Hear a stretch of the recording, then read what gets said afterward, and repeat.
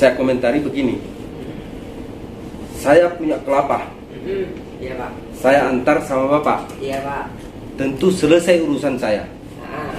Sementara Pak Bambang bilang kalau saya nggak kasih batok nggak bisa dibakar kelapa saya.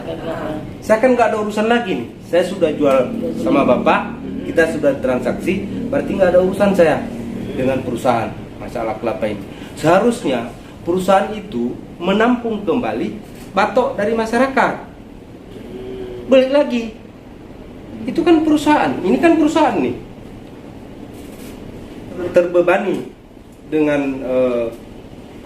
tempurung ini, karena kan yang kita khawatirkan ketika agen atau masyarakat yang tidak memiliki armada mobil, sementara dia punya kelapa hanya 200 kilo, 300 kilo, kan begitu, yang dari masyarakat ini bukan dari agen. Iya Pak, iya Pak. Jadi karena kebutuhan keluarga, maka dia tidak mau melalui agen, mau langsung ke pabrik.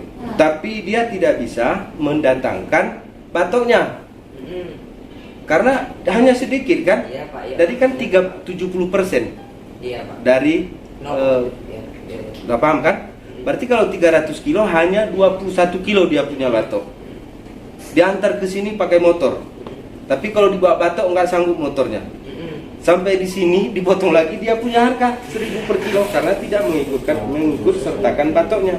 Jadi saya pikir ini yang mungkin perlu diklarifikasi atau diperbaiki, bagaimana sistem perusahaan itu untuk bisa menganulir daripada persoalan yang dihadapi oleh masyarakat. Pabrik tadi awalnya mereka sampaikan hanya digunakan untuk bahan pembakaran. Nah, ternyata ketika kita survei lebih jauh ke belakang, kita di belakang, tidak hanya untuk pembakaran, tapi ternyata juga dijadikan bahan pembuatan arang, yang itu juga dijual kepada pihak yang lain.